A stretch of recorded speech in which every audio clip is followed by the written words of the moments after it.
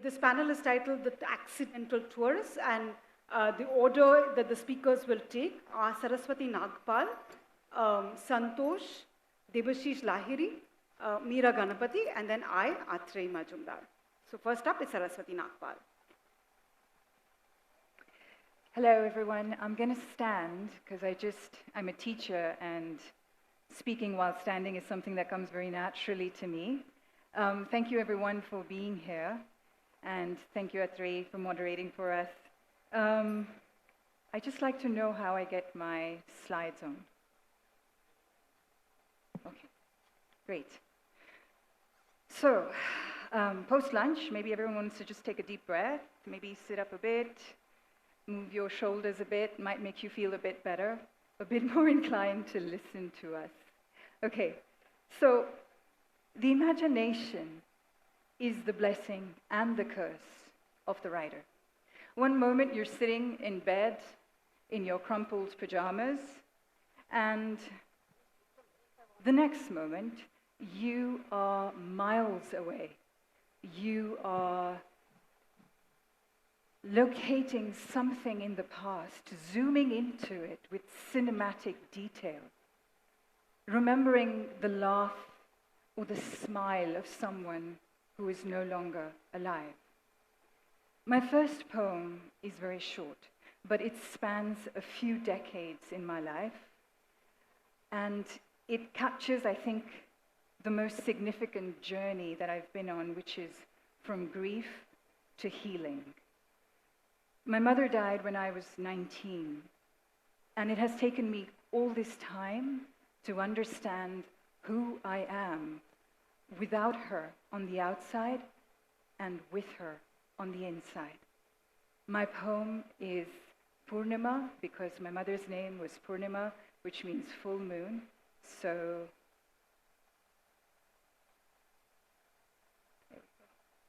Purnima, Ode to Mother in Moonlight. 19 years I lived in sunshine. Then the soft woof of your ashes in a river. Earth quaked, shroud of shadows, a daughter's heart eclipsed. You grew larger and smaller, dead and alive within me, a satellite in the sky, perambulating yet invisible, ever-evolving myth of a woman I once knew. Long nights I quested the tide of my heart, seeking your silver voice. Too far, too dark, too quiet. But blood eventually becomes blood. A stream swells, a girl grows into her mother. An ocean can bring the moon home. And so the ship has turned, mother. The sea is a circle to my heart. I am bathed in Purnima, a tidal wave rising, a song in my mouth, its words spun from moonlight. Thank you.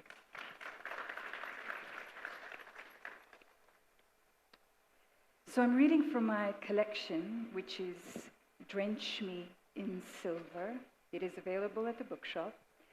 And while writing this collection, I found myself going back into the lives of women who come before me. I am the granddaughter of survivors of partition from both sides. My paternal grandparents crossed over from Lahore and Rawalpindi, and my maternal grandparents from Karachi and Hyderabad, Sindh. They lost everything in a single night. Everything that they had built for centuries was gone.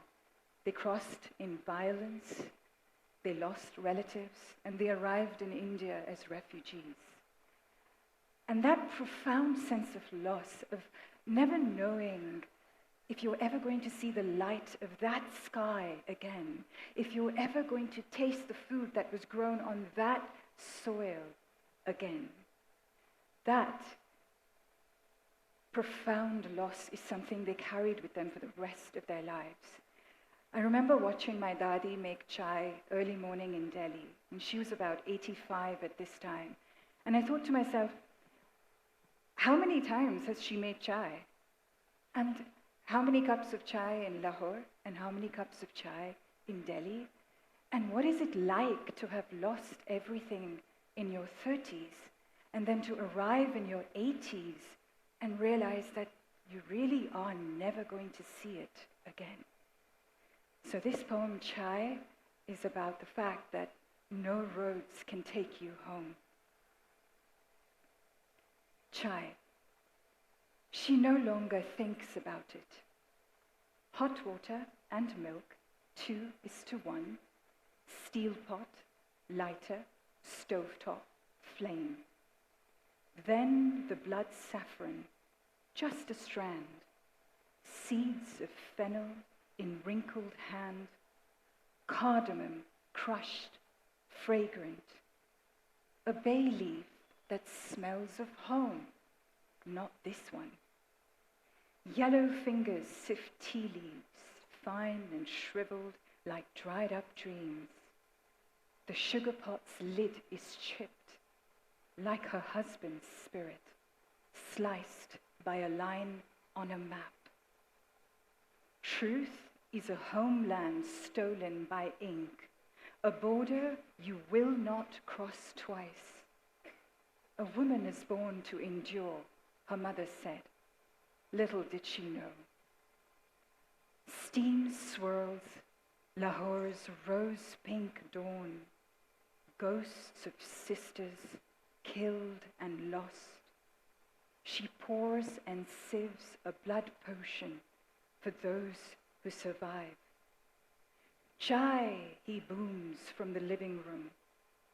She adds sugar and stirs, remembers her sisters, and lets them go. Thank you.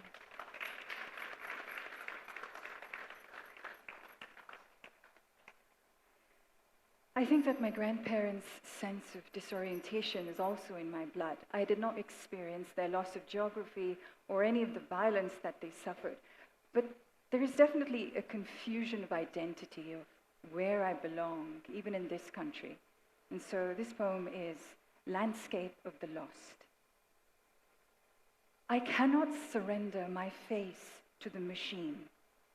Emerge a matrix of dots in AI's etheric vaults, digital map sans antecedents, sterile slot in the great tech folder for a hassle-free existence. This face is 1,000,000 years tethered. I've never known what it is to be one person. Infant dreams swirl in azan-strung desert eaves.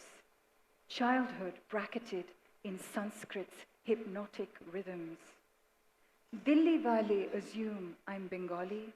Bengalis think it's Tamil. This confounding face, a maze of geopolitical fault lines. Only the Pakistani woman at the clothing store in Bardubai asked if I was from Lahore, as if she smelt ancestral sand pre-partition in the gravel of my DNA. Perhaps my eyes leaked Dadi's Rawalpindi sunsets, beacons betraying lineage. A miracle, how easily she decrypted a forebear's ghost gene. Peshawar inflection in the tilt of my head when I asked her the price of a kameez. Thank you. Thank you. Last one? Oh, sorry. Go ahead. Okay, thank you. And finally, I invite you to the epic journey, the spiritual journey, the complex journey. For me, a part of it manifested in my relationship to Queen Sita of Ayodhya from the Valmiki Ramayana. As a teenager, I had huge problems with Sita. I could not understand why she chose what she did, why she allowed people to do things to her. And then I grew up, and I fell in love a few times, and I realized in order to understand Sita, you have to kind of understand love. For me, the most significant part of Sita's journey in this epic is when she's asked to do the second Agni Pariksha, and she says, thanks, but no thanks. And she basically walks into her mother's arms, the goddess of the earth, because of course Sita is daughter of the earth. And she basically says, I'm not interested in playing this political game of being queen. I'm done with the domestic role of wife and mother. I am becoming something larger, something greater, something endlessly loving. And so Sita sings the world green. Undress my blush apple boughs, let naked fruit bloom sweet. I roam where roots of barley lust for clouded sky, where bullfrogs court a nectarine moon. Furrow-born, I'm a verse in mother's clay. My lines are leaves of grace, seeds of paddy, husked, spiced, supped. Bring your fire, your narrow walls, your protocols. No palace can contain me. Sculpted in the language of love, I nourish bellies that would betray me. Over and over, I carpet the earth, a sea of green, a diamond sutra in mother's tongue. Hear that timbre of sated need, my hum of fecund fields, the song of brave I sing. Thank you. Thank you, Saraswati. Our next speaker is Santosh. Please start.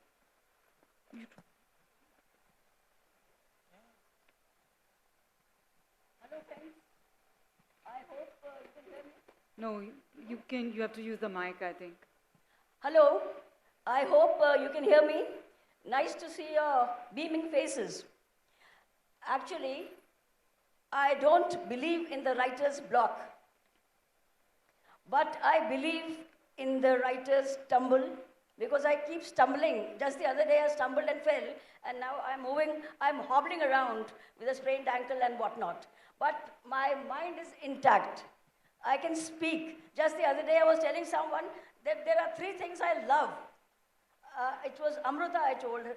I told her that there are 3 things I love. I love to talk, I love to talk, I love to talk. So, Amrita, where are you? Hi, it was Amrita, and ever since that day she's petrified of me. I love to talk, and there are so many of my friends who know that I'm a chatterbox, and there are people who fight with me because I'm a chatterbox. Anyway, so, through my poetry, I've been traveling. Mic. I have been traveling a lot. I wrote my first poem in class 4th, and I got a thrashing from Sister Chodra. She said, what do you write? You can't write for nuts and all that. Anyway, then, can you hear me? Hello? Okay. So, then, my first poetry book was Where Are the Lilacs? And then right now I've written 10 books of poems.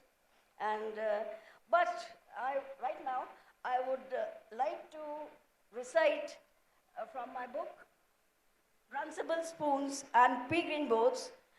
And the poem is, I See Her Still. I see her still. It is about my granny. It is about my granny. So,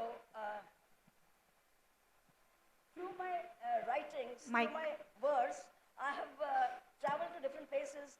I have traveled to my childhood home in Jaipur. I have traveled to my childhood home in Jaipur, and I have traveled to my ancestral home in Kashmir. And so right now, I'm going to recite a poem from this book, Runcible Spoons and Pea Green Boats. My father was a great fan of Edward Lear, and at home, he would recite this poem. The owl and the pussycat went to sea in a beautiful pea green boat. They took some honey and plenty of money all wrapped in a 5-pound note. So this Runcible Spoons takes its name from there, and I see her still is my granny. Clad in a sari, donned reluctantly, replacing the Ferran she was so possessive about, I remember my granny clearly as she sat under the neem tree in our university quarters in Jaipur, shading her from the onslaught of the overhead sun. Could the tree shade her from her memories of the land she left far behind, her paradise, the land of vibrant saffron fields with their rich yields of deodars and pines, of dandy daffodils dancing in delightful camaraderie with the weeping willows, Did her wistful eyes still see the icicles? Did her wistful eyes still see the icicles hanging from the awning of her rickety house on the banks of the Jhelum River, I still see her so calm, so serene, ears pricked to kids' prattle, while her white crowning glory tinged in gold as she fights those battles with her memories sepia tinted. She chokes as she recalls that happy harmony she shared with those simple, guileless folks, Naseem, Shagufta, and Nancy, bantering blissfully. Kehwa, Sheer Chai, Kandarwan ki roti keep ringing in her ears as she softly hums those verses of Laldit. Yes, I often recall that hunched figure of my granny. Yes, I often recall that hunched figure of my granny, bent under the weight of those memories, trapped in that riotous but rickety house on the banks of the river Jhelum. Look, there's a crow on the terrace cawing. Her eyes would gleam with a triumphant ardor. Her parched lips muttered, one gnarled hand wiping a tear. Maybe, we have a guest coming from my rickety house on the banks of the river Jhelum. So this is my first poem. And you know my granny, whenever I think of her, I'm reminded of the way she used to talk to the laborers. I was in Jaipur, and she used to talk to the laborers in Kashmiri. She used to scold the dogs in Kashmiri. So she could never get over this Kashmiri language. She kept talking in Kashmiri, and the people she was talking to, they talked in their language. Okay. So, and then this next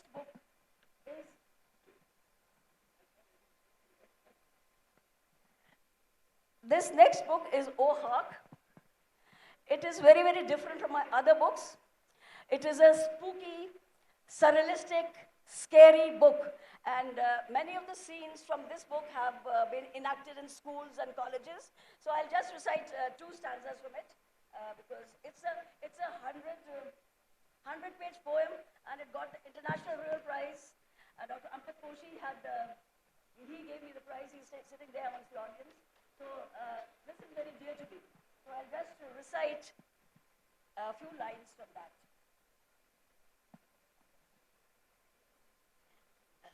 So through this poem, I traveled to 19th century England, and I reincarnated Madame Defarge from A Tale of Two Cities. And she's a woman who is forever knitting.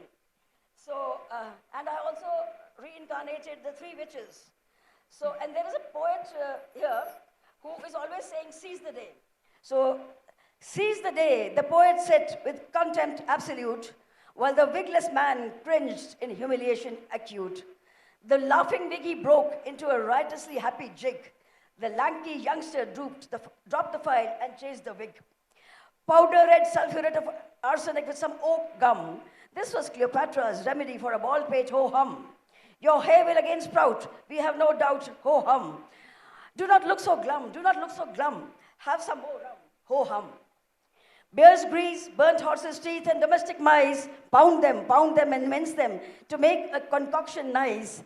Mix it with some honey, you hairless miser, ho-hum. Also add some deer's marrow, dear, chum, ho-hum. So this is a very, very scary and spooky poem, and many skits have been enacted from this in various schools. So thank you for listening to my mad meanderings. And there is one more poem which I am very, very partial to, and this is from my book, Sunset in a Cup. Sunset in a Cup. All right. And this is when the dead stirred from the graves. Look, look, buddy, the ground is still bloody. Oh, listen, can you smell this stench? Oh, silly, the dead can't listen, they don't see, they don't smell, don't you see? Oops. We have been reduced to characters in an absurdist drama. We have been reduced to characters in an absurdist drama, going round and round and round in circles. I protest, I protest, I protest. But silly, can the dead protest? Can the dead protest? Ouch, you just trod on my foot. Yes, we can. My foot pains, my foot pains. Where there is pain, there is life. So we live we live as the dead. That is a phantom pain, silly. That is a phantom pain, silly. Stop that painful refrain. I protest, I protest, I protest. This killing, this senseless war, I protest. I protest our untimely death. This unwarranted curtailing of breath. I can still see the saffron fields of my land. I can still see the saffron fields of my land. The dead don't have eyes, silly. The dead don't have eyes, silly. The dead see, the living don't. Don't they see the futility of war? Don't they see the futility of war? They are deader than the dead. When did they say is the next war? When did they say is the next war? I believe in reincarnation, and I promise you, buddy, oh, don't crinkle your nose at my body muddy. When I'm reborn on a golden dawn, I'll go back to my poetry. I'll go back to my poetry. The grave digger, a shriveled up figure, sat under a leafless tree, watching the shenanigans of the dead. Somewhere, someone put a finger to the trigger, and the silhouettes scurried back to the graves, leaving behind slim contours of a protest and lifeless fists thumping the air. So, if I have time, I'll just recite a poem from my book, latest book, which was published a week back. And if I have time. One. Yeah, just a small one. And okay. And this is not funny, as the title sounds, an ode to cockroaches. An ode to cockroaches. Oh no, a cockroach. Another. An army of cockroaches out on a late night ramble, scrambling in and out of the washroom door. One of them is headless. Will it spirit me away or hurl his detached head at me? Eeks! I hear something. Someone grooving? The rattle of hooves. Is it the headless horseman? Did he roar? Oh, it was someone next door. He was decapitated by a cannonball. The soldier in the story was. Why do these cockroaches remind me of the legend of Sleepy Hollow? There is a hustle and a bustle and a tussle. Oh, terror on ugly legs. Shoddy looking, spindly. Ouch, it is slithering up my body. I screech, eeks. What does the cockroach seek? Freedom? Freedom from what? Is it a slave?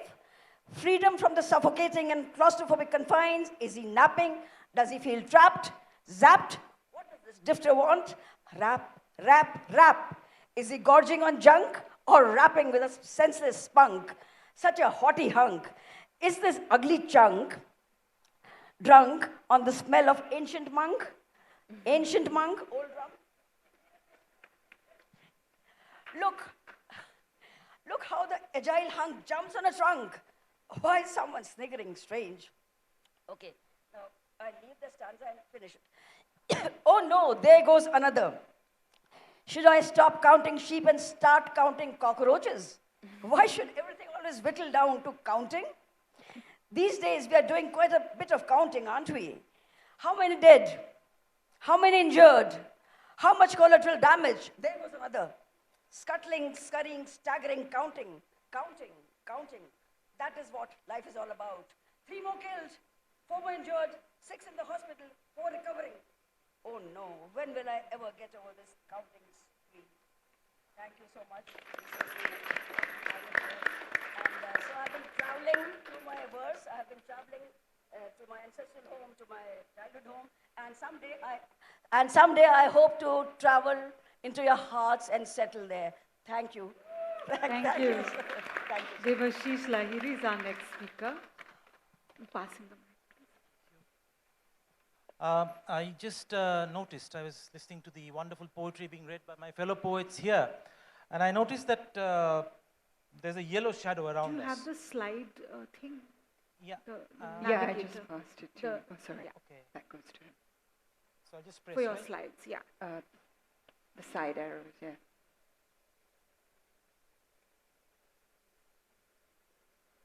The other way. The other way. The other way. Turn it around. Turn it around. Turn it around. Yeah, like that. Oh, the other way. Yeah. Okay. Yeah, so before I get to the poem about this wonderful photograph, which my friend took, I was in Corinth, I was in Greece, so he took this photograph. It's the 7 pillars of this half-broken temple of Apollo over there. So the poem kind of pertains to that, but before that I noticed that all of us are casting yellow shadows. So just to make an observation that even the shadows of poets have light. So, you know, we are a special breed. So I'll just read the poem. It's called A Corinth Impromptu. If you can imagine the god of the sun sitting with the sunlight on his back, then that morning, he's the god of poetry. You may wonder why the sky that sees everything never sees a runnel of sweat down his back. Why the land has always felt that a certain set of columns, marble-like, are insinuating the god as he searches for the lost half of a song that he had written and torn in a rage. Was it for this that the fane of Apollo invented the myth of Hyacinthus? The angry disgust of a god's fingers tearing through his own poem, words, epithets strewn across the land, and tattered body no word can make whole. And now, witness the millennium of a god's root, the god of poetry. Words grow like flowers that shall never die around the desolate survival of 7 lines of Apollo's song. So, the 7 columns. Next image, please. Yes. This comes from this 2-month-old baby, which is outside in the bookstore. If you want to look for it, it's called A Certain Penance of Light, and it's published by Red River. It's a book entirely of ekphrastic poetry, photographs and paintings around which my poems kind of meander along. This poem is called Bazrock. It's a painting by a British painter called Mark Hall. It's about Bazrock, as you can see through the window over there. That's a huge jut out in the Firth of Forth in Scotland. It's a very cold place, actually. So it's called Bazrock, on the painting by Mark Hall. Sometimes, in the wardrobe of an island, the painter can find no space for the sea. Sailboats can't be fitted in on the sea and must do with a corner of the mantelpiece. Sunlight, dreaming of the cold knotting of rivers, sketches the windowsill, dark as lead, on the floor, with a shaking hand. Everything is in attendance. The tablecloth, like a fresh canvas, the china, glittering, bleu de mer, blanc d'argent, sea and white rock that remembers all forgetfulness. But you wonder at this weight while the artist misplaces everything. The sea in a window, the island on a pane, the cold in the sun, and the wane in morning, a wane of warmth. Wisdom to warm the fingers with before breaking fast on this cold fastness of Firth, where everything, sea, sun, and island loom have found new habitat in wrong places of exact recollection.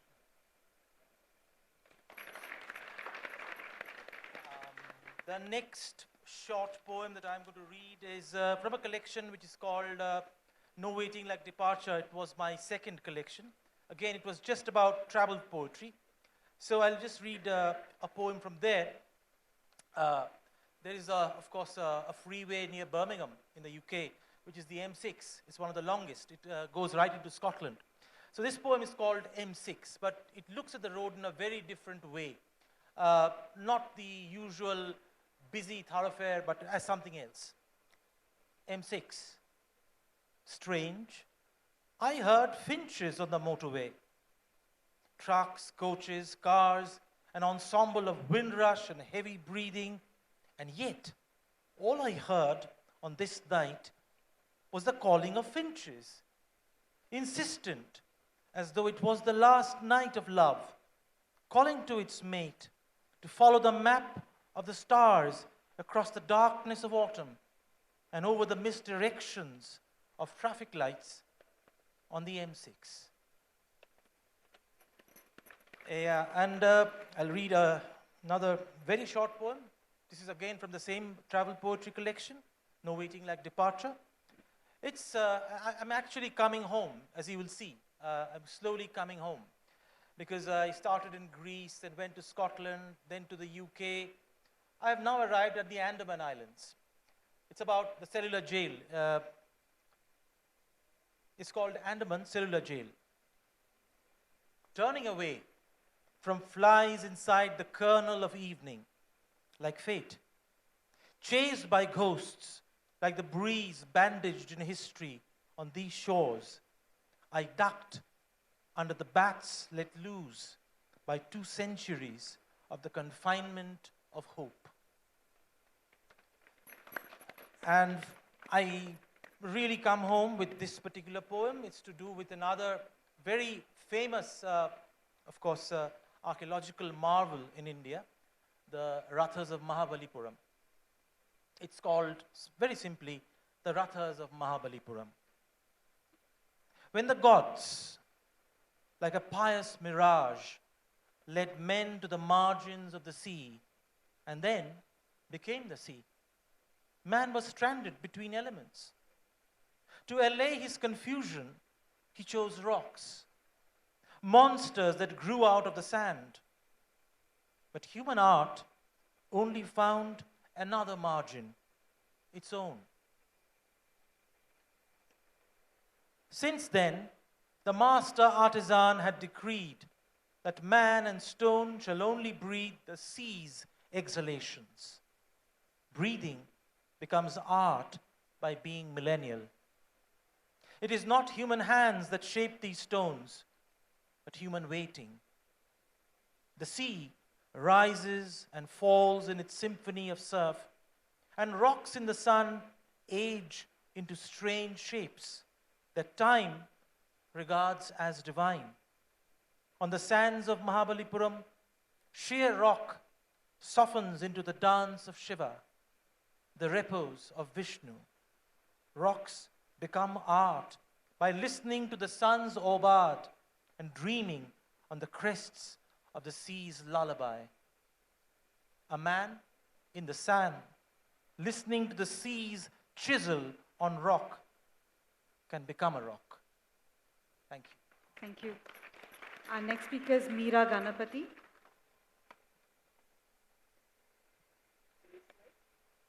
Yeah, I think this will. Hi. I couldn't help but notice that accidental tourism has become a sort of revisiting, and it's the same for me. I'm revisiting people that I knew and people that I have gotten to know, places I've been in. I'm going to be reading from my book, How to Forget. It's also available outside. It's a book on walking, and I will start with this poem of photographs. I think I'll just stand.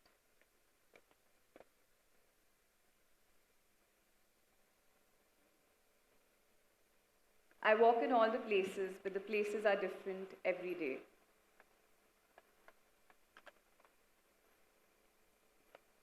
I'm going to start with my mother makes an appearance. One afternoon, my mother appears in the way I fold my shirts and in how I bang shut cupboard doors.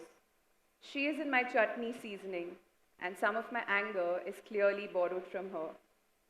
And then I notice that I leave rooms like she often does, full of thank yous and long goodbyes. And this bit I hate, because I saw her enter a room once. And that's really all I want to have of my mother. Tall and radiant, in a new room that's suddenly empty because it's full of her, and the color of her magenta chiffon, and the length of her dark braid.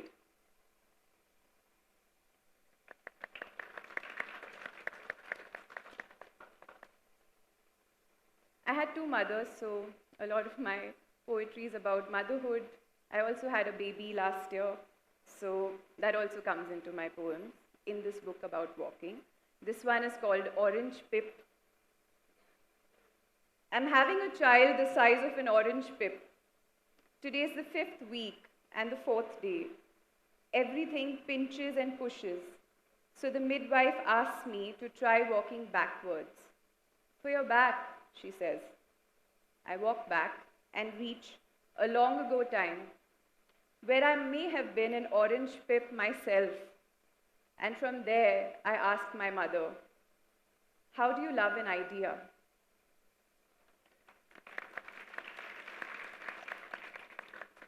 This one is about my grandmother who unfortunately passed away, but I think of her very fondly, and this is in memory of her. It's called A Study of Movement. By the time she was 70, my grandmother had begun to walk like she signed her name in English. Hesitant, slow steps, a careful hand, holding railings and banisters in a language she could never read.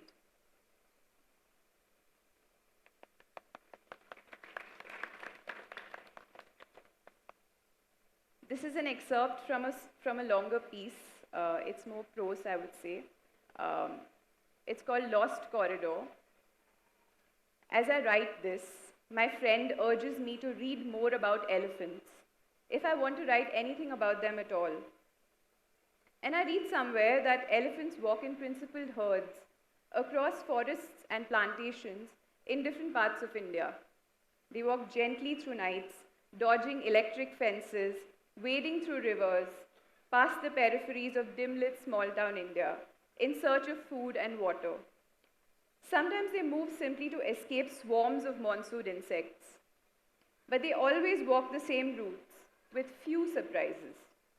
Except every now and then, like the elephants that showed up 3 decades later in a path they'd long abandoned, walking past homes of shocked residents in a village called Mohammadi. How do they remember this route? Some scientists chalk it down to genetic memory, where known geography is passed down 5 generations. Elephants know where their predecessors would have walked and know exactly how to reach these places without ever having been there, without ever having met them. Imagine living with a patchwork of your history that is instinctive to your body. Where would you go? Would you go there at all?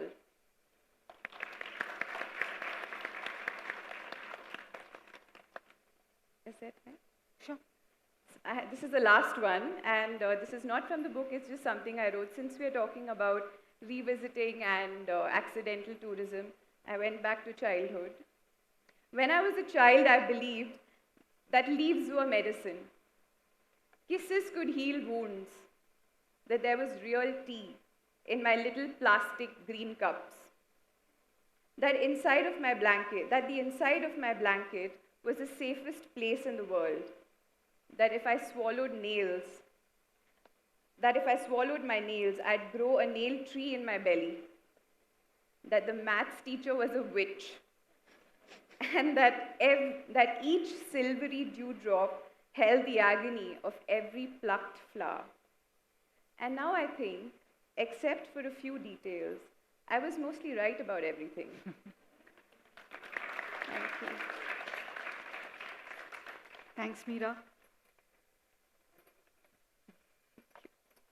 It goes like this, no? Like this? Yeah. No, the side one. The other way. Yeah. The one on the side. Let me do it. Ah. So, yeah. I would like to begin by thanking Red River and Dibyajyoti Sarma, my editor, who published my first book of poems, The Book of Blue, last year. Recklessly today, I've decided to read some poems which emerged after the book in the past year, because that's where my mind is at currently. I wrote out in response to the theme a bit of prose, which I don't know yet whether it will become a poem in the future or not, but I'll begin with that. It's called Annotation. One of my recent poems is a riff on A.K. Ramanujan's famous poem, Chicago Zen. It goes for publication as an ethnographic poem. I try to explain in a statement accompanying the poem that through this poem, though this poem does not draw on insights from fieldwork in a different town, country,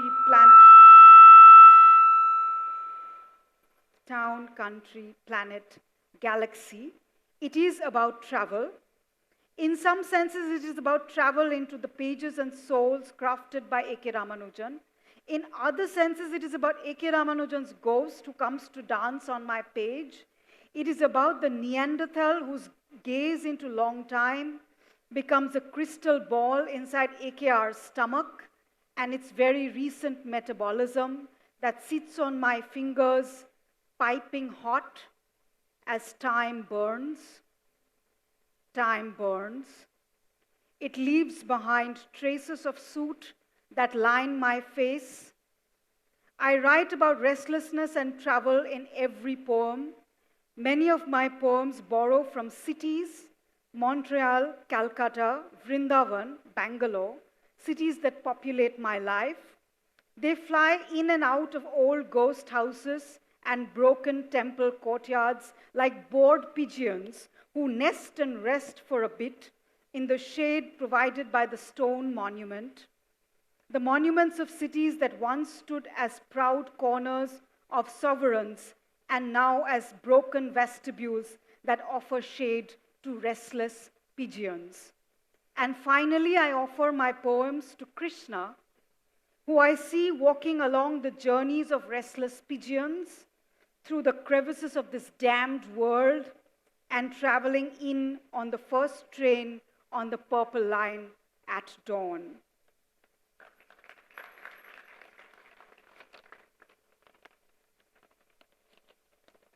I've recently spent about 8 months in the Braj region of Uttar Pradesh on a research trip, and I've just returned. This poem has emerged out of that journey. It's called Goodbye Braj. If Mangala means the melting of the sun in my palm, if stories of gods and wars mean the softening of the Yamuna into soils, if Radha means the softening of a tongue in the calling out of love's forever drama, if the calling of you turns into the sound of calling myself from a distance into the mirror, then I must be here. Thank you. Sorry, that was for the Braj. Yeah. The second poem is called Mother. War drums and clickbaits, the stuff of this autumn. Mother picks at my healing scab. It gives her an old pleasure. And war begins here. It is the first war, the war of the womb, then for food, then in the mirror, then at the school lunch table. I could pull a trigger easily without fear of God's rebuke. And then if hell breaks loose, I would light a cigarette and scrounge for 2 pennies of wisdom in my pant pockets and eat out of the trash cans. In the war, I want to wander the earth against the percussion of missiles, an ancient vagabond. Mother, don't pick so hard. Thank you. The third poem is called Scavenger. So I am a tortured writer, and you are a kite, a dead meat eater, who stoops in after lunch onto my windowsill on the 13th floor. I'm trying to write this damned story about a kite and a writer held together in some Beethoven sonata, and you are calling in your shrill tone, desperately trying to remind me that we were lovers in a different life. We were punished by a mad sovereign, asked to go and eat meat off of 2 different wars. We were so love-stricken, one day we stopped eating dead men of wars. We became dissenters in this mad universe, objecting to meaningless wars. We petitioned to gods and god-makers. The sovereign put you to death. I watched from inside a prison cell. Scavengers, scoundrels, the minister said, I had no heart anymore. That no heart that packed me today to this 13th floor apartment where you look at me in fondness and I play the sonata over and over. In the harsh sun outside, you cry out, love struck, I am numb. It's your turn to watch me die. The last one. It is called Sky for A.K. Ramanujan. Professor AKR stands before a high Chicago fortress window, staring into the Lake Michigan. The frozen lake reflects back on his pupils, a live giant Neanderthal. Time is but endless refraction of clean surfaces, frozen lakes, and gray-brown pupils. A little boy below my window dives into a video game window.